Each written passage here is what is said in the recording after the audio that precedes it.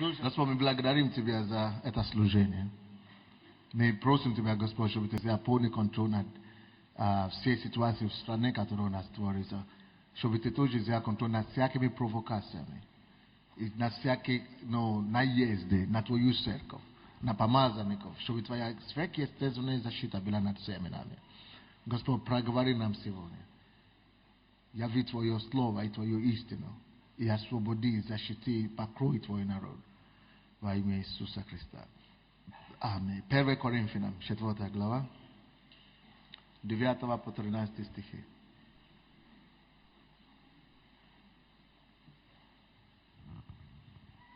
Первый Коринфянам, 4 глава, 9 по 13 стихи. Чтобы вы просто не удивлялись от того, что творится вокруг пастора все время. Ко мне сейчас звонил один из пасторей Киева и мне говорит: ну что ж, пастор Сандей, что теперь сейчас мне скажет? То есть все ждут ответа от пастора Сандей. Я говорю, я же не Господь Бог. Я тоже молюсь. Давайте мы все будем молиться. 1 Коринфянам, 4 глава, 9 стиха. Ибо я думаю, это апостол Павел говорит. И я проповедую сегодня на тему приговор апостолов. Приговор апостолов. И не только апостола Павла, как вы видите от слова апостолов, это приговор всякого человека, кто имеет апостольского призвания. Все люди, которые имеют апостольское призвание, у них участь совсем другая. И вызовы их тоже отличаются от обыкновенных людей.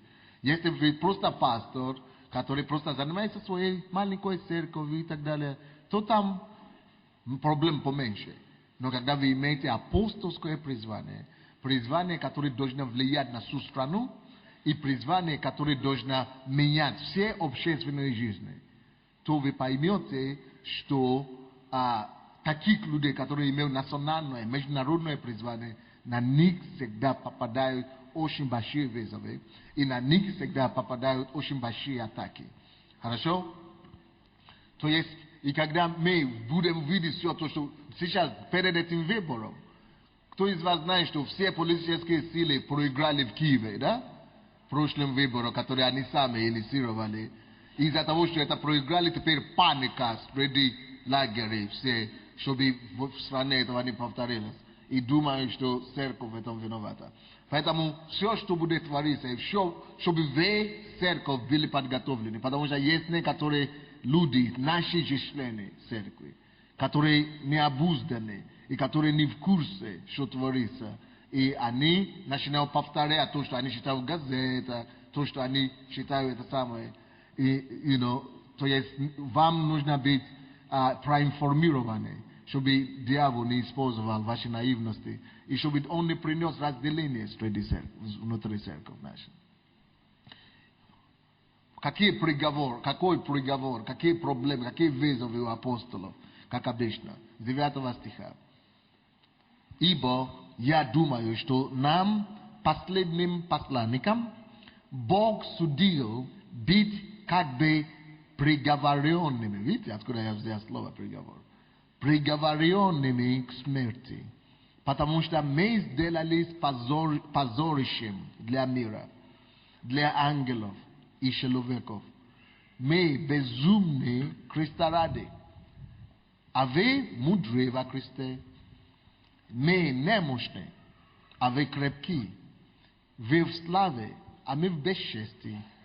Даже до ныне терпим голод и жажду, и наготу, и побой, и скитаемся, и трудимся, работая своими руками, злословят нас, мы благословляем, гонят нас, мы терпим, хулят нас, мы молим, мы как ссор для мира, как прах, всеми попираемые до ныне.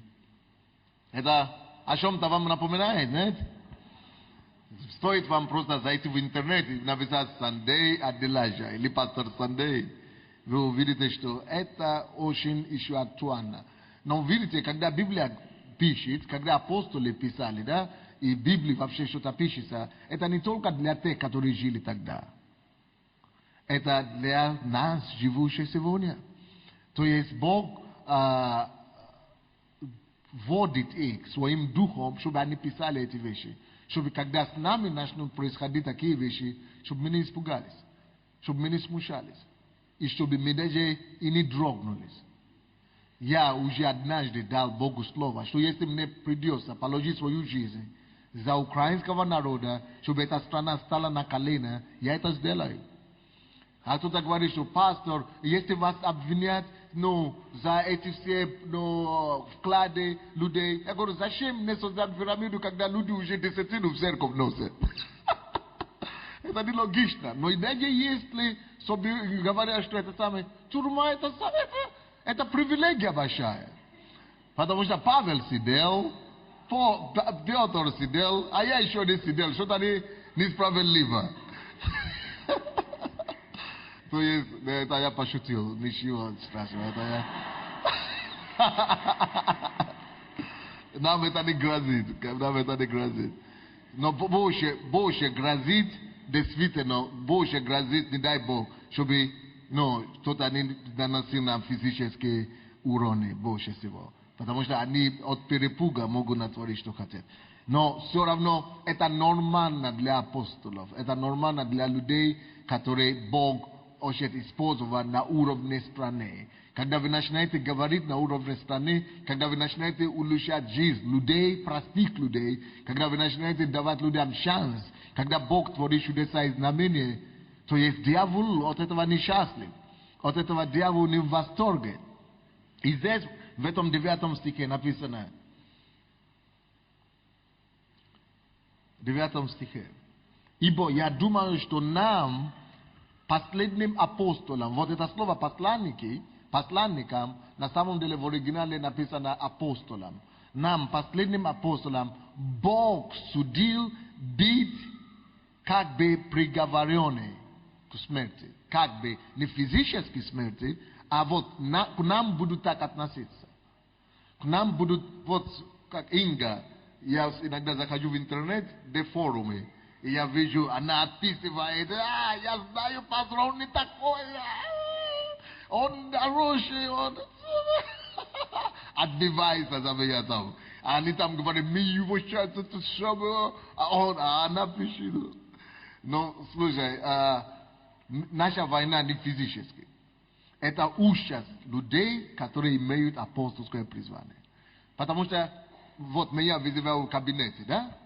Высокий, говорят, пастор Сандей, вы делаете хорошее, мы это знаем, но не надо говорить, можете, не надо, зачем вам, то есть будет тихо, где-то сидите, они меня хотят делать беззубного тигра или собаки, они хотят меня сделать безмолвный, чтобы никто, чтобы как все, да? Которые влияния нету на страну, ни улучшения, ни это самое. Зачем тогда вообще за Христа стоять? Нет, мы будем кричать, мы оправдываем об истине, о справедливости, мы будем провозглашать Царство Божие, пока его истина не воцарится в этой стране. Аминь. Пусть относятся как хотят, но к апостолам так относились.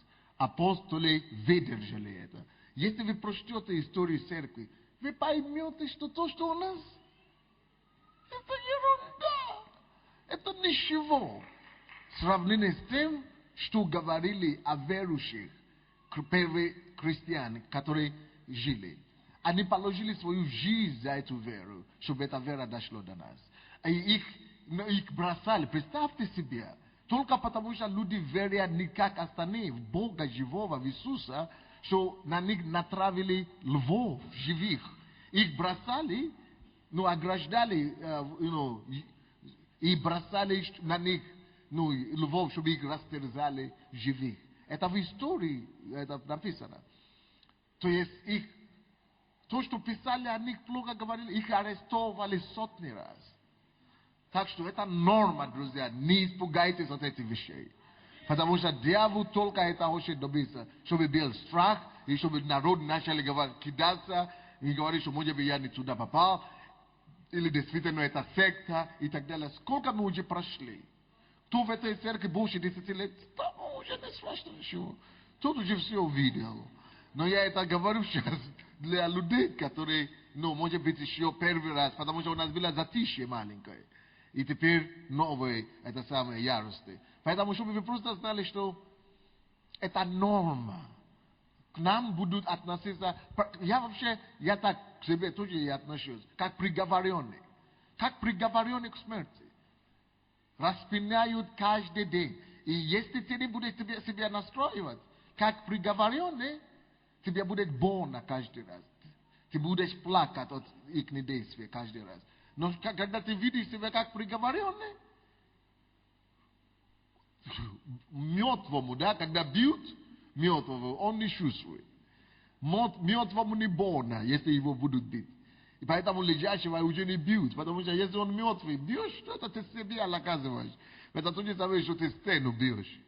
Поэтому если мы почитаем себя мертвыми во Христе, и мы знаем, что наша сила и наша крепость в нем, и мы держимся за него, собака лает, а караван идет. 3 дня, за эти 3 дня 300 статей обо мне. 300 статей. Красота. Да. Бог судил, тут же и пишется, что то есть они нас будут унижать. Вот это слово, что нас считают последними, это то же самое, как унижать. К нам будут относиться, как будто мы вообще последние жабра, как они говорили, жабра. То есть будут понял. Вот это, да?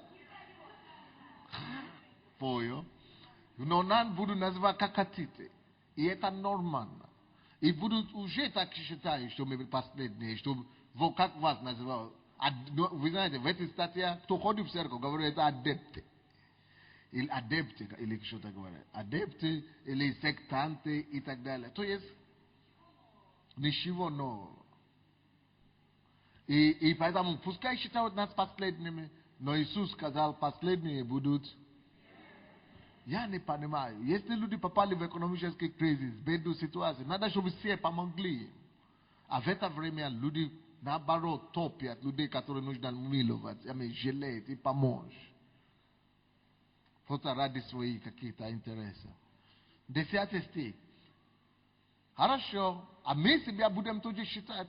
Пускай к нам относятся как безумные Христа ради. Если это ради Христа мы страдаем, пускай будет. Считают нас безумными? Класс. Но это безумный человек приносит больше блага, больше добро людям, чем профессора умные, которые сидят. Поэтому давайте не будем прекращать любить Украину. Давайте не будем прекращать любить людей. Поэтому мне так понравилась вот эта группа домашняя, которая презентовала себя сегодня, что они ходят в больницам, как бы не тяжело всем, как бы на нас не говорили, как бы нас не атаковали. Давайте мы будем идти и будем творить добро. Мы будем просто нашими делами заграждать уста наших противников. Видите, новые люди приходят в церковь, каются. Если умные не хотят прийти, пускай бомжи приходят. Если здоровые не хотят, пускай больные приходят. Если политики не хотят прийти в церковь или журналисты, пускай приходят.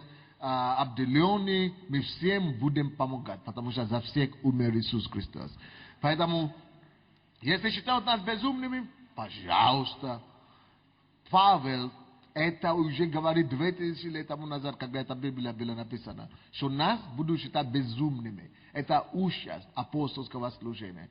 Люди, которые имеют апостольское служение, их будут считать за безумные, потому что они не поймут логику Бога, они не поймут, почему мы делаем то, что мы делаем.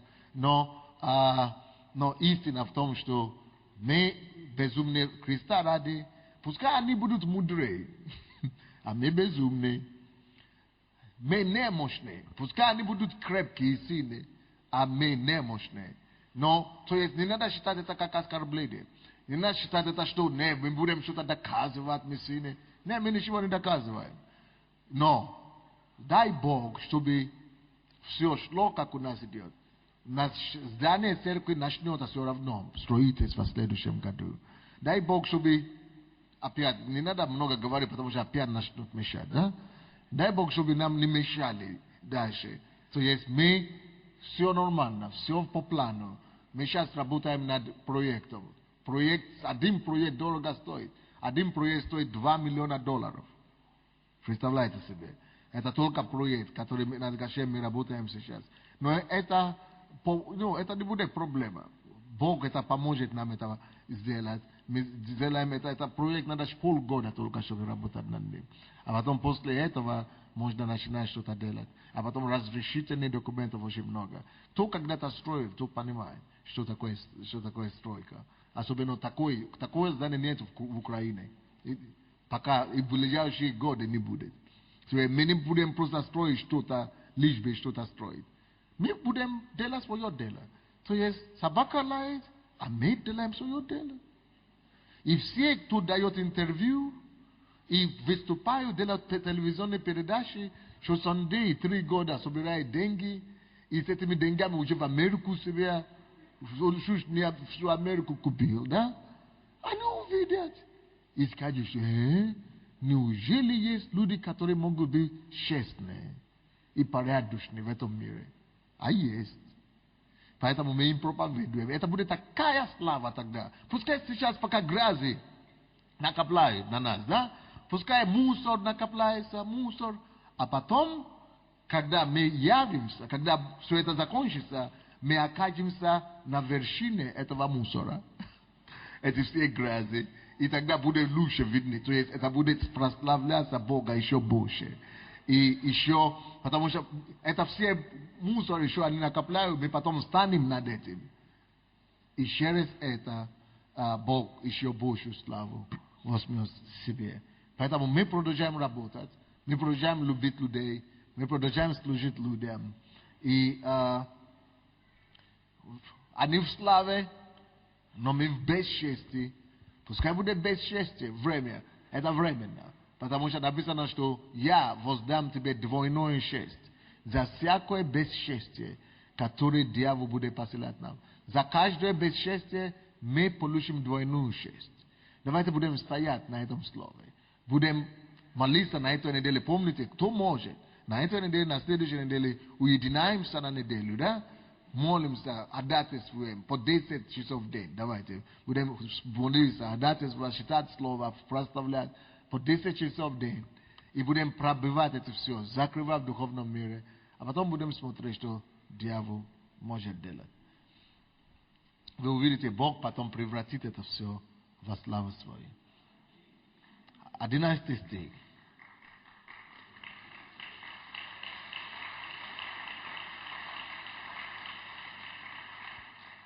Нам еще не так плохо. Здесь по поводу апостолов. Посмотрите, что они прошли. 11 стих. Даже до ныне терпим голод. Они физически терпели голод. Да, сейчас экономически тяжело в стране, ко мне приходят. Каждый день я принимаю людей. У кого есть депозиты в банке, они не могут делать, не могут собрать. Бизнесмены не могут свои стройки закончить, не могут продавать, не продается. Но даже простые деньги, но перечисления не доходят. Разные и ко мне идут. Последние 2 недели у меня как снег. Со всех сторон выпадает. Кто-то должен друг друга, люди должны друг друга. Но кто-то, какая-то компания упала, им потеряли инвестиции ко мне. Еще и журналисты присоединились к этому. Веселая жизнь, да? Но и все, кто ко мне приходят, да, ко мне приходят, что нечего платить за больницу, что операция, что нужны деньги, нужно то, другое. Но нету еще, кто пришел, да, чтобы сказать, что пастор нечего кушать. a unik eta bila, ne bila nishimo kusha. Slava Bogu što za Stefani. Narod idiot kusha Stefani. No, вот unik eta apostole, eta не просто какие-то бомжи или без неимущие люди, это апостоли. И они терпели голод, не потому что они не работали, или они не хотели, но они не могли это сам. Их выгоняли везде, их гнали, над ними издевались. Они терпели голод, потому что их просто, притесняли их настолько, то есть их гнали физически, что даже не было что кушать или выращивать что-то. Терпели голод, жажду, даже наготу.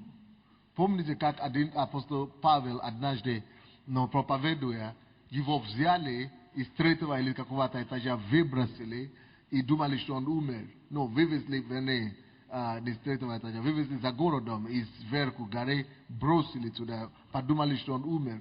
Пока люди не окружали его, не помолились, он встал и пошел. То есть физически были трудности. Уничижали апостолы. Это апостолы Божьи. И они не роптали на Бога. Потому что некоторые из нас сейчас будут тоже атаки на вас. Вы будете начинать задавать вопросы. А где Бог смотрел? А почему Бог не вмешался? А почему Бог не сберег? Слушай. Если мы начнем указывать паузу на Бога, тогда нам некуда бежать. Потому что дьявол приходит, чтобы украсть, убить и погубить. Не Бог виноват. Иногда мы сами виноваты. Иногда дьявол виноват. Но он приходит, чтобы украсть, чтобы убить и чтобы погубить. Но после этого всего, что он еще делает? Он потом начинает тебя обвинять, чтобы ты себя обвинял, осуждал себя. Или же он на Бога начинает указывать пальцем, на Бога начинает осуждать. И так, чтобы тебе некому было идти пожаловаться. Потому что если мы начнем на Бога то есть обвинять Бога, да, то тогда кто нас спасет, кто нас бережет, кто нас избавит. Поэтому, слушайте, не вини Бога. Не вини Бога. И не стань соучастником чьего-то греха. Вот, кто-то, пастора, будут винить, или церковь будут винить, или кого-то, или присоединиться к журналистам. Не будь участником чужого греха. Не будь участником чужого греха. Ко мне, допустим, сейчас приходят некоторые люди и благодарят, некоторые люди говорят, что слава Богу, я не попался, так далее. Но это не время сейчас, чтобы радоваться на чужой горе. Это время нам объединиться сейчас. Это не время обвинять друг друга. Это время, наоборот, поддерживать руки друг друга. Это время сейчас консолидировать свои усилия и молиться, поддерживать друг друга. И если кому-то тяжело, это время действительно поддержать братьев и сестер. Если какое-то тело болит, какой-то член тела болит, то все тело болит. Если зуб у меня болит, представляете, я чувствую это по всему телу, как будто я больной, это я. Поэтому если какое-то тело из наших людей здесь больны, то мы все болеем. Так что давайте мы будем поддерживать друг друга. И будем знать, что какие бы у нас не были давления моральные, наши все гонения, это больше моральные. Это больше атаки такие моральные. Опасность грозит, может быть, только пастора. Но вам нет, вам просто моральные. Просто поэтому молимся. Они, наоборот, верующие все и апостолы, страдали жаждой, наготой, побои, физически, скитались. Но сейчас у нас этого нет. Поэтому у нас еще есть дом, где жить. Мы еще можем искать лицо Бога. Мы можем походатайствовать. Давайте это будем делать. Мы будем благодарить Бога все равно за все. И чтобы все это и для Украины политически закончилось хорошо. Чтобы все это и для экономики Украины закончилось хорошо. Чтобы все закончилось хорошо, особенно для верующих. Но не забудьте, мы найдем, если у нас будет правильное отношение, мы найдем долину в этом источнике. Мы найдем долину. И если источник, прошу прощения, мы найдем источник в этой долине. Где эти проповеди, которые у вас были? Мы найдем источник. Бог сделает, чтобы я уже читал такую проповедь недавно. за последний месяц, вообще-то, желаю вам брать эти проповеди и слушать, если у вас давление или какие-то вызовы.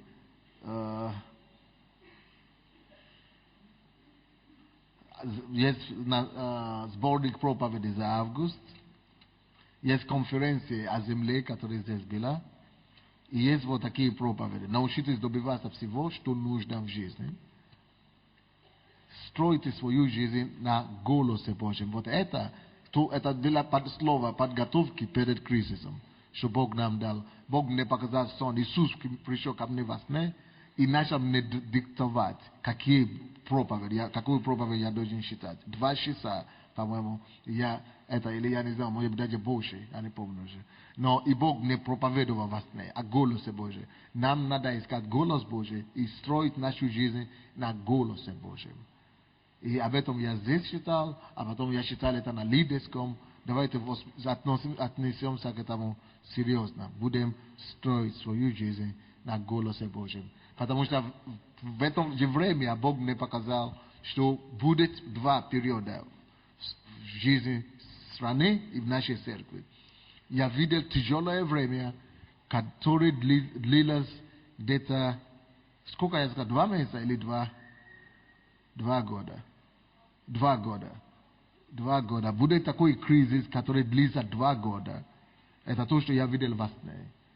И потом, в этом кризисе многие люди, давайте я вам это скажу. Я это раньше не говорил, просто сейчас я это скажу, чтобы я видел, как люди шли на самые крайние вещи. Это не верующие только, но это казалось верующие тоже, некоторые верующие. Но чтобы этого не было с вами, предупреждаю. Я видел, что в Украине люди некоторые начали заканчивать жизнь самоубийством, потому что они не научены из-за проблем, из-за кризиса, в основном экономически. Некоторые люди начали разводиться, семейные проблемы стали больше. Некоторые люди оставались на улице, теряли все, потому что неправильная реакция. Не из-за проблем, но из-за неправильной реакции на проблемы.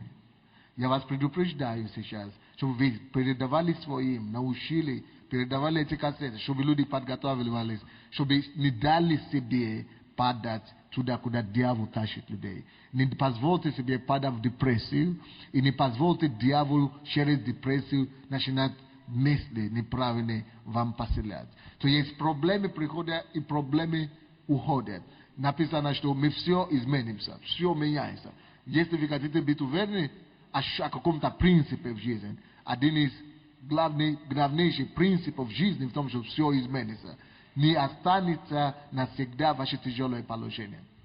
Потому что в этом сне, после того, как эти ребята уже огорчились и уже начали на себе плохое вещи делать, прошло 2 года или какое-то время, и вдруг другая картина.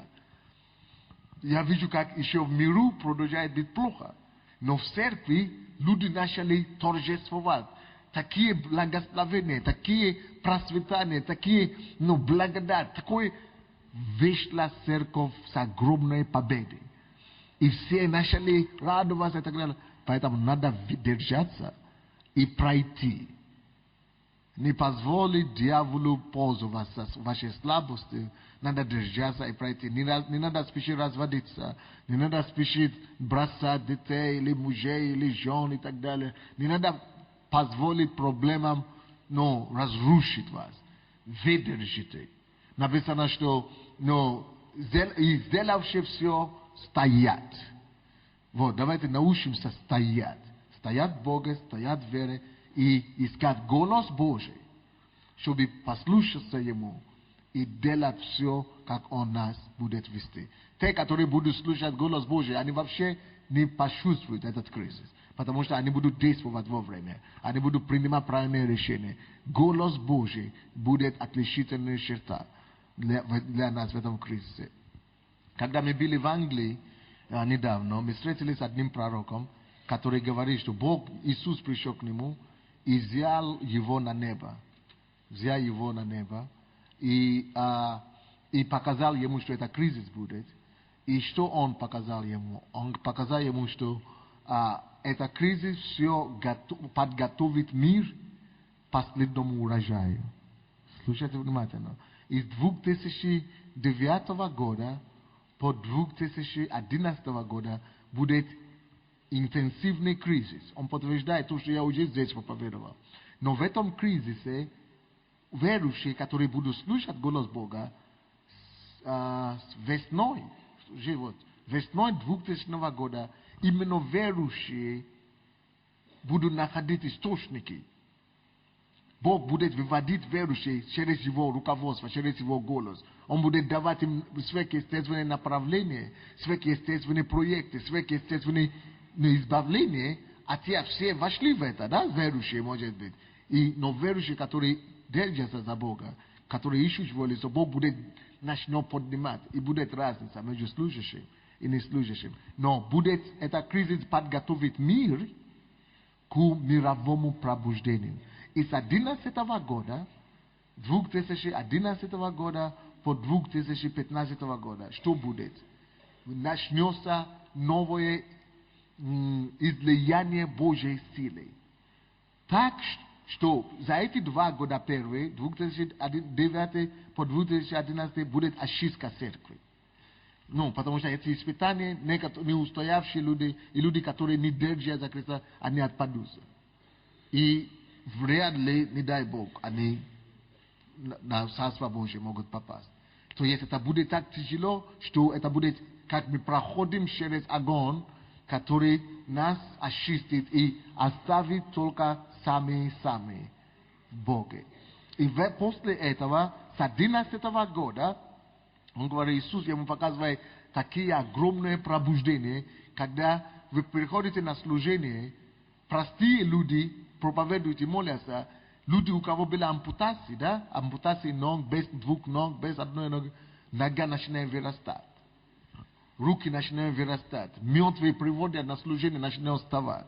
То есть, какие-то сверхъестественные чудеса начнут происходить. А я теперь вам скажу то, что я никогда никому не говорил. Даже жене не говорил. В 2000 году Бог, Иисус ко мне пришел во сне и говорит, я хочу тебе показать твое будущее служение. И я знаю, что это все атаки и давления, потому что что-то родится от этого. Это как роды, как родовые схватки и боли. То есть, может Бог меня готовит, ощущает, или может нас все Бог готовит к этому времени. Но после всего, то, что произойдет, пускай все с нами будет твориться, но и он бы поэтому Бог ей это показал заранее, это сон. Он меня берет за руку и мне говорит, давай пойдем смотреть на служение Бенихина. И я пошел, увидел служение Бенихина, как оно сейчас, чудеса и так далее, люди, коляски, как сейчас. А потом Бог говорит, теперь давай пойдем вперед. На период смотреть. И на период, когда мы как бы несколько лет вперед, да, и я вижу, что тот же самый Бенихин, те же самые его чудеса исцеления, но оно уже было, то же самое происходит, но оно уже было как вам сказать, как самое слабое христианское служение, которое я видел.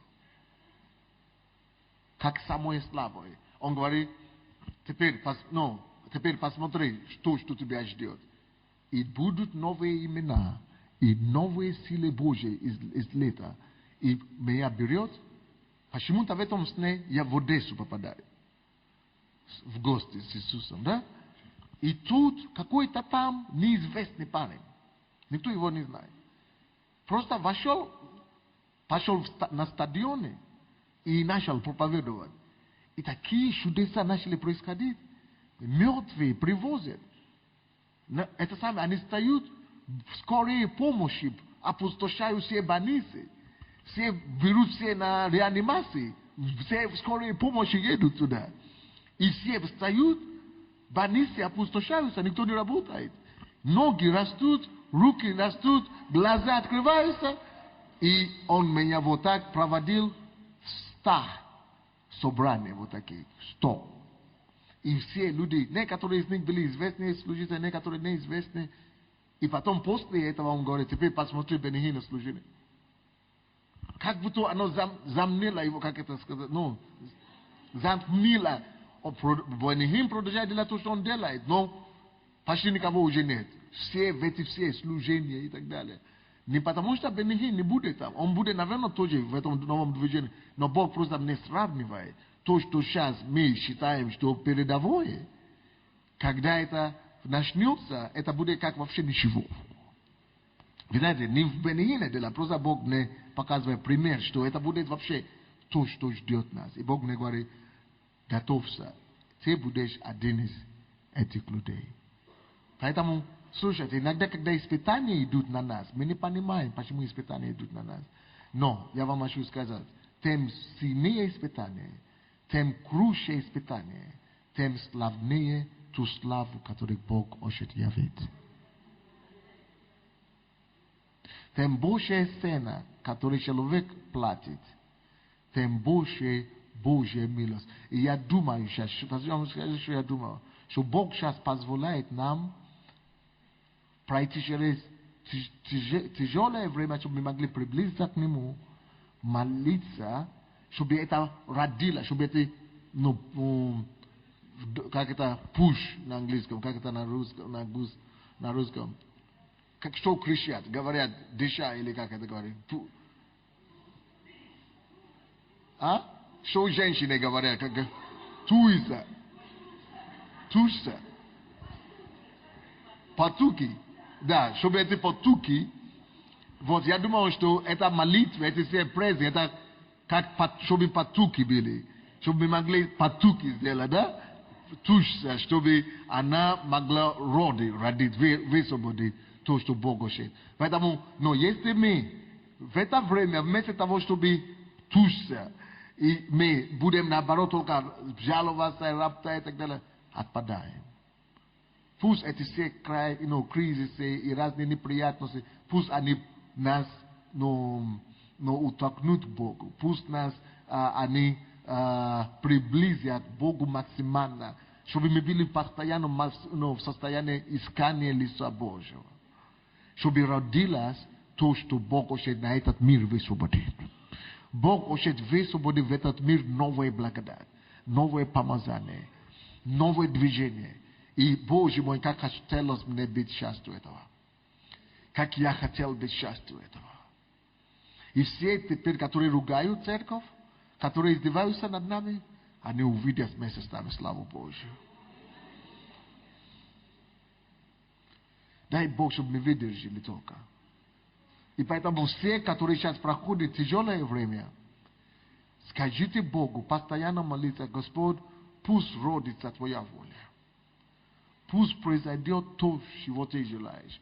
Пусть через эти роды, через эти схватки, пускай Твои роды, все то, что Ты хочешь породить, все, что Ты хочешь проявлять, пускай появляется. Пускай проявляется, пускай родится слава Твоя, пускай родится то, что Ты хочешь проявить в этой ситуации.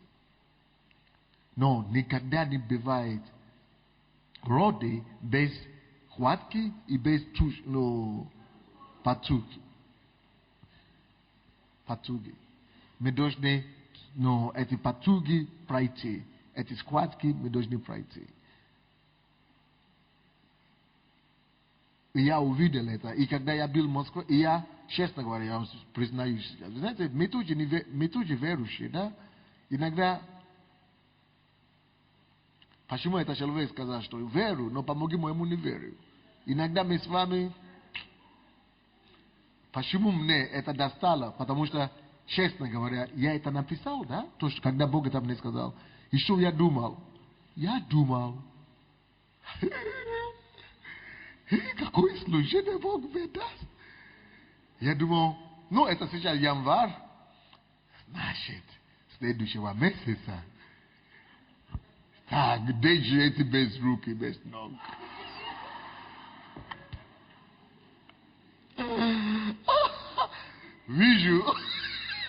Вижу, ждал первый месяц. Немає. Второй месяц. Третий месяц. Четвертый. Ты чего не понимаю? Я говорю, ну не буду болтать, не скажу никого. Может быть, это просто, ну так, может быть, я уже согрешил или что-то сделал, Бог уже это делал. Но смотрю, ни у кого не бывает в жизни. Я думаю, может быть, просто это уже 8 лет уже прошло.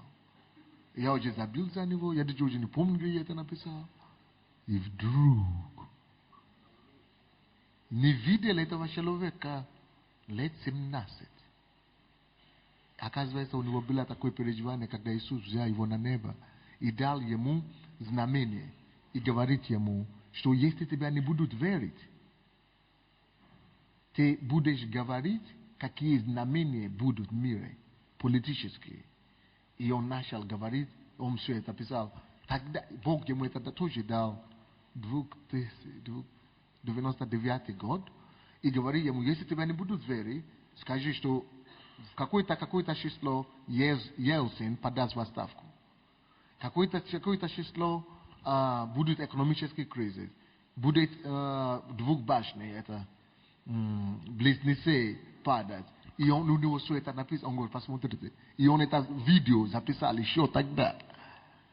И когда, чтобы вы верили то, что он говорит, я даю это как знамение тебе. Он говорит, что 2 льва поднимутся в России. И эти льва, они вернут Россию в прошлое. Будет старший лев и молодой лев. И они будут, ну, он так пишет еще вещи, которые я не хочу сейчас говорить, которые они эти где-то затворят с нашим миром. И говорит некоторые физические знамения мировые, чтобы подтвердить, что то, что Бог ему так говорит, то, что я тебе говорю, в отношении церковь произойдет. И я говорю, Бог мой, слава тебе, Господь, а то я уже сдался. Оказывается, это еще даже не сейчас. 2011 года. По 15 года.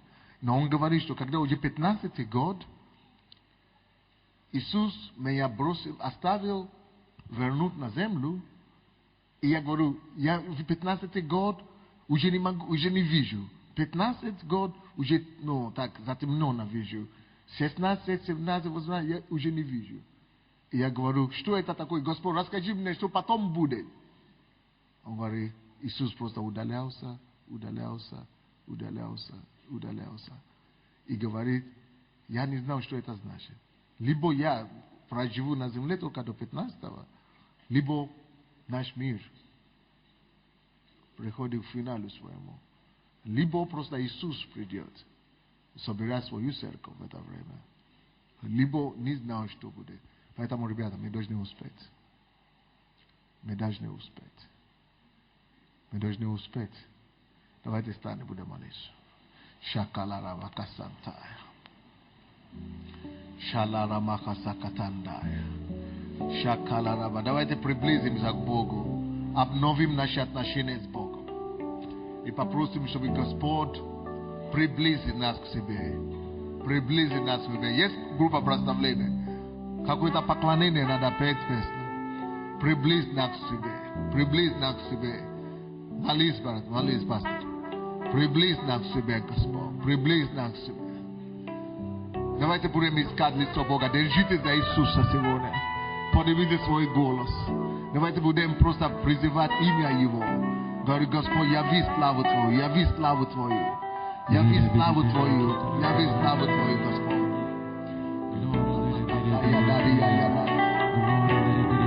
Давайте откроем наши сердца. Боже, мы стоим перед Тобой. Боже, мы смиряемся перед Тобой. Боже, очисти наши сердца. Очисти и покажи каждому. И на опасном ли пути он стоит.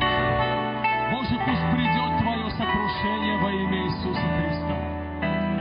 Боже, мы не хотим ничего, но только чтобы быть с Тобой и быть там, где Ты, Боже, желаешь нас видеть.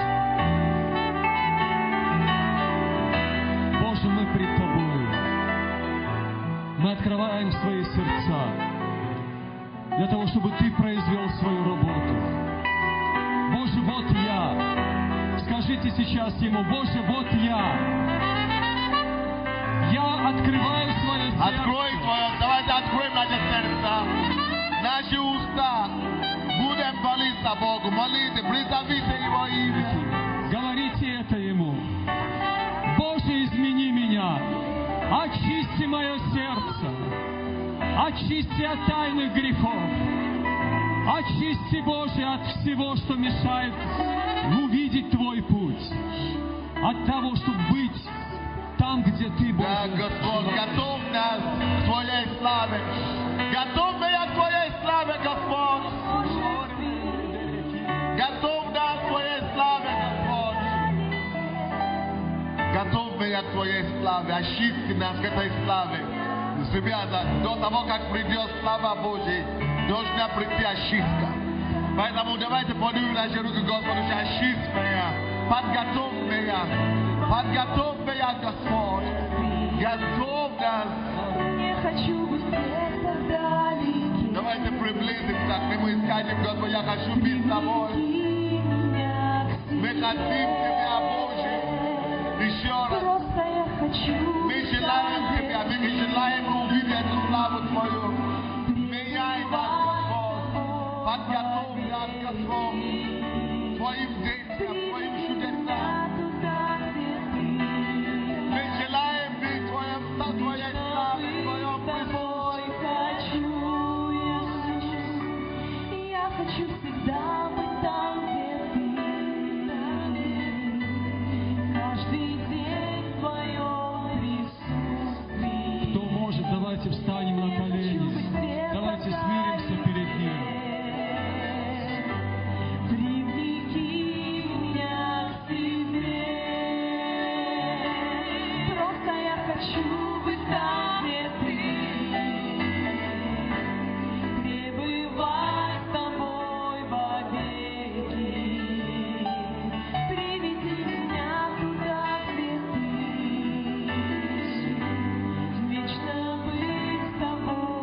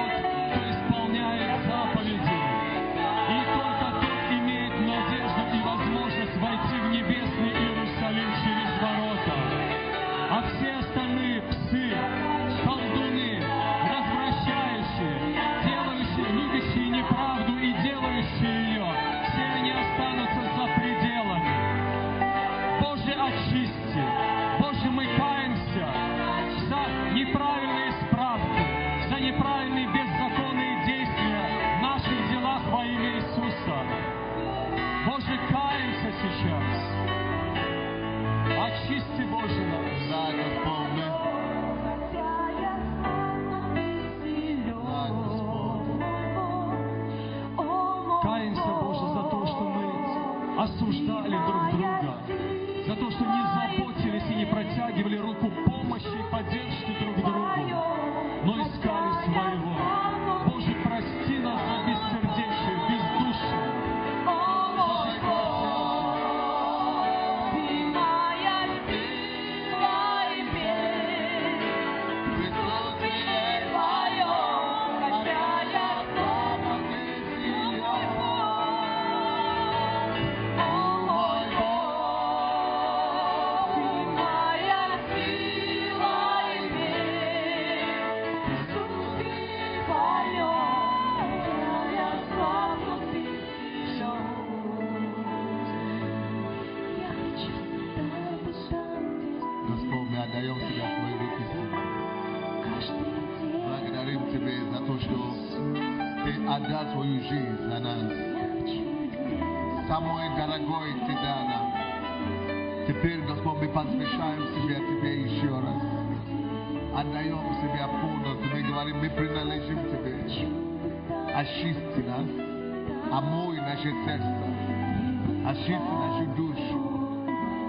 Дай, Господь, нам войти из этого испытания, Господь, с этих кризисов, искать золото. Господь, Ты знаешь путь наш. Испытай нас, чтобы мы вышли как золото. Господь, кому тяжело сейчас, мы просим, чтобы Ты подкреплял, чтобы Ты послал Твою благодать, Твою бальзам, Твой, Господь, очищательное средство, чтобы Ты, Господь, привел нас в порядок, соответственно тем, как Ты видишь нас. Господь, береги Твоих людей, на Твою церковь от всякой провокации, Господь. Избавь нас от всякого дела дьявола. И, Господь, выведи Твою церковь на пространное место и великую победу, Господь. Мы благодарим Тебя. Славим Тебя, Господь. Каждый день в Твоем присутствии. Хочу быть светом дали привлеки меня к себе. Просто я хочу быть там, где Ты, пребывать с Тобой вовеки. Благодарим Тебя, Господь. Приведи меня туда, где Ты, вечно быть с Тобой хочу. Давайте мы скажем аминь Богу. Восприньте Богу глазом радости. Дайте Ему аплодисменты. Благодарим Тебя, Господь. Господь, мы молимся за эти все нужды. Мы разрушаем всякие проблемы, всякие неустройства, все давления. Присядьте все, пожалуйста. Постанавливаем исцеление, освобождение, решение всяких проблем, которые здесь представлены сегодня. Господь, сверхъестественно решай проблемы этих людей, Господь. Просим Тебя об этом во имя Иисуса Христа. И весь народ Божий скажет